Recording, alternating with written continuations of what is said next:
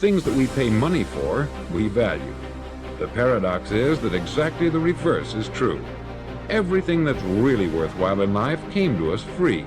Our mind, our soul, our body, our hopes, our dreams, our ambitions, our intelligence, our love of family, children, and friends. All these priceless possessions are free, but the things that cost us money are actually very cheap and can be replaced at any time. If it is your attachment, say, to material things or status or whatever, that's interfering with your psychological progression. Now, the idea is that you should let go of whatever it is that's interfering with your psychological progression, because no matter how valuable what it is that's interfering is, it's not as valuable as what you're giving up. The idea of the material world, it is in its own way a symbol. That is to say, if you buy the word material, you mean some sort of basic stuff out of which the world is made. The confusion of money in any form whatsoever with wealth is one of the major problems from which civilization is suffering. When we first began to use symbols to represent the events of the physical world, we found this such an ingenious device that we became completely fascinated. And in ever so many different dimensions of life, we are living in a state of total confusion between symbol and reality.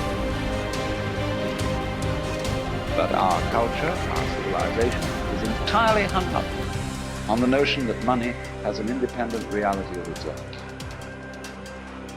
Let go of what's going to come to you, and what is going to come to you will keep showing up in larger and larger and larger amounts. And there's great wisdom in that fable. Let it chase you. Let it follow you, instead of being something that you're consumed with having to get. Because the more you're attached to the outcome, the more you're trying to get something that isn't what you need. But here's what's powerful. If you have a list of high purpose in your life, it pulls you toward the future. And the clearer it is, the stronger it pulls.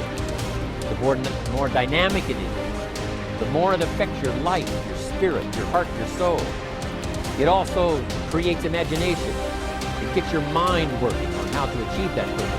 And if your mind will work, if your heart works, if your spirit works, and if you have good input, like good ideas, I'm telling you, there isn't anything you can't accomplish. So if you've taken all of your attention off of everything material, there's only one place you're going to wind up, and that is the immaterial realm called the quantum field, an invisible field of energy that unifies and connects everything material.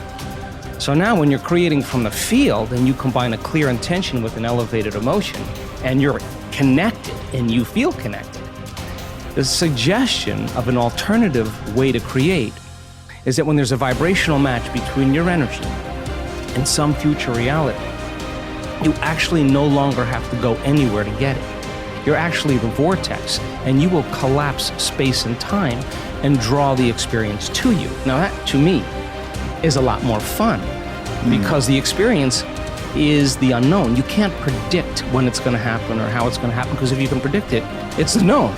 So then you have to lay down the very thing you use your whole life to get what you want, for something greater to occur. Now that goes against generations untold of conditioning and a lifetime of habituation, believing that we're trapped in this material world.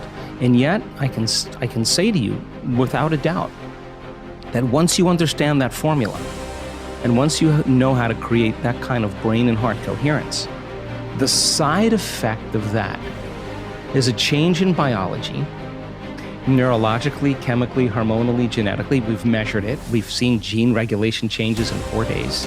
More brain coherence, more heart coherence. Your brain's working better. You're trusting your heart. It's open.